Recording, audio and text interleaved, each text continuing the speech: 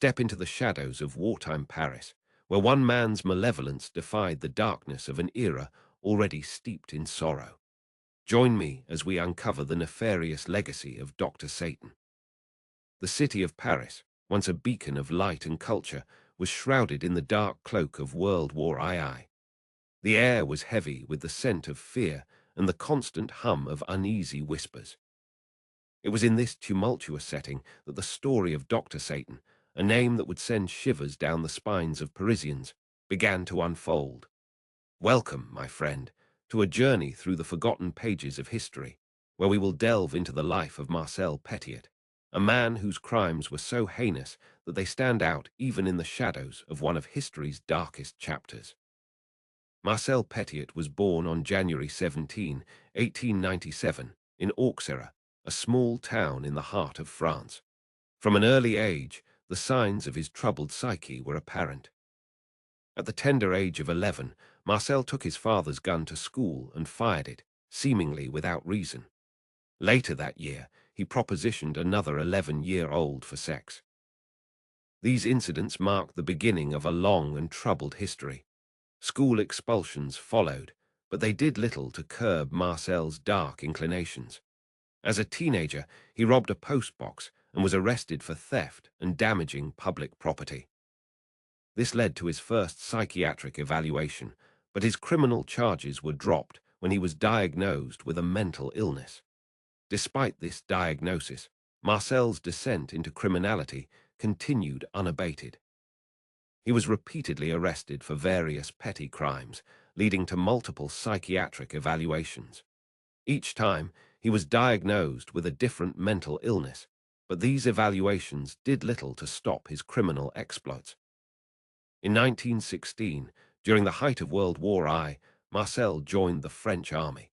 His service was marked by a series of incidents, including a breakdown during the Second Battle of the Aisne and the theft of military supplies. Despite these red flags, the army continued to deploy him, only to have him repeatedly hospitalized for psychiatric reasons. By the time the war ended, Marcel's mental health had deteriorated further.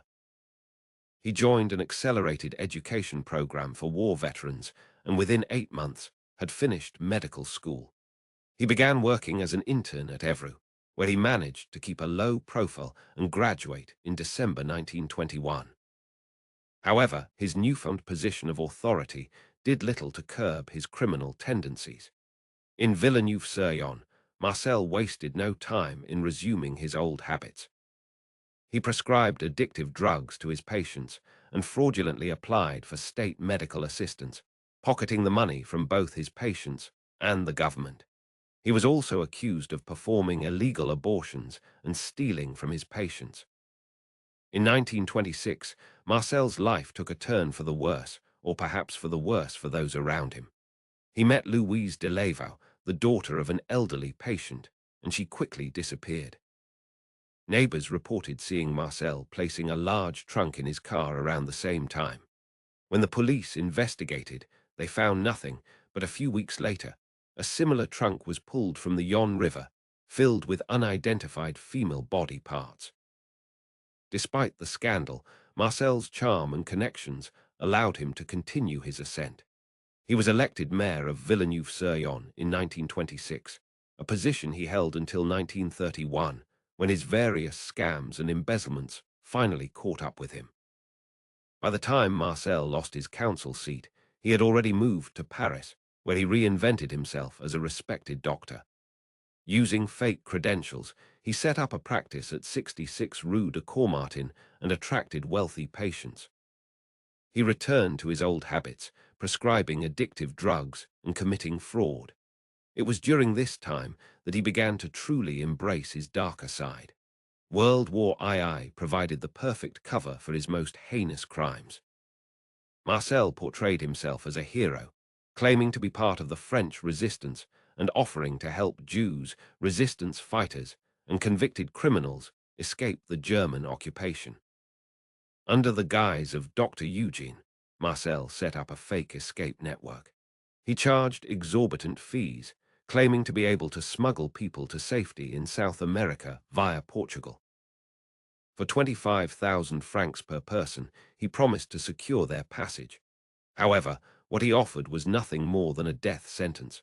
When his victims agreed to receive an inoculation for entry into Argentina, he injected them with cyanide. Once they were dead, he robbed them of their possessions and disposed of their bodies. At first, he dumped the bodies in the Seine, but as the risks grew, he resorted to more discreet methods. He submerged bodies in quicklime or burned them in his basement.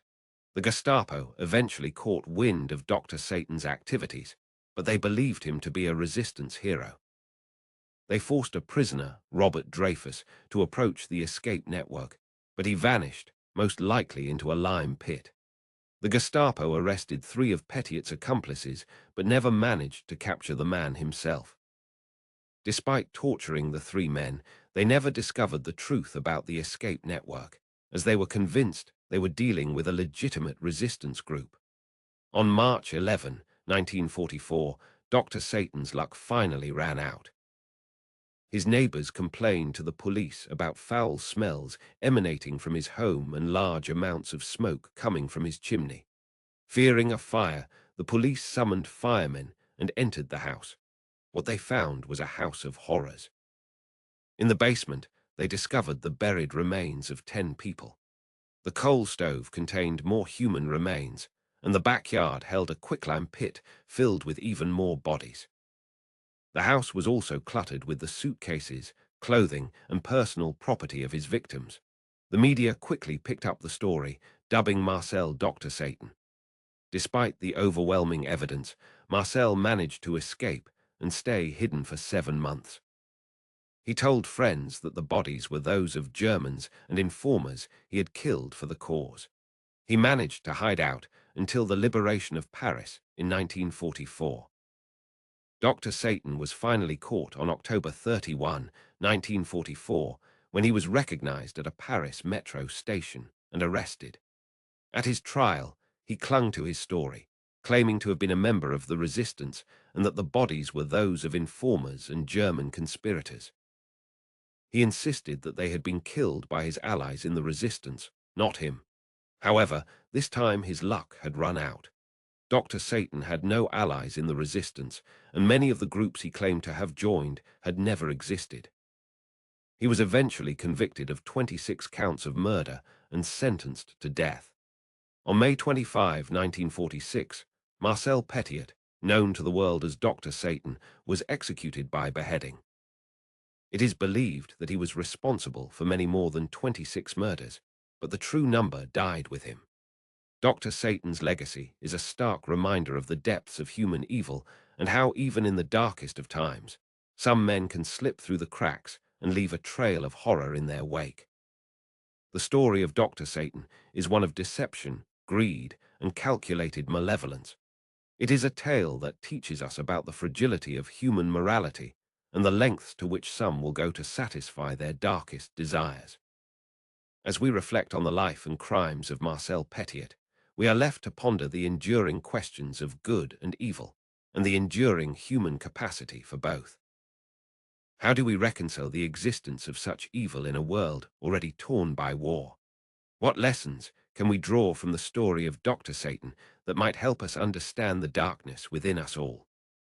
If you found this journey through history as captivating as I did, consider liking and subscribing to explore more hidden chapters of the past.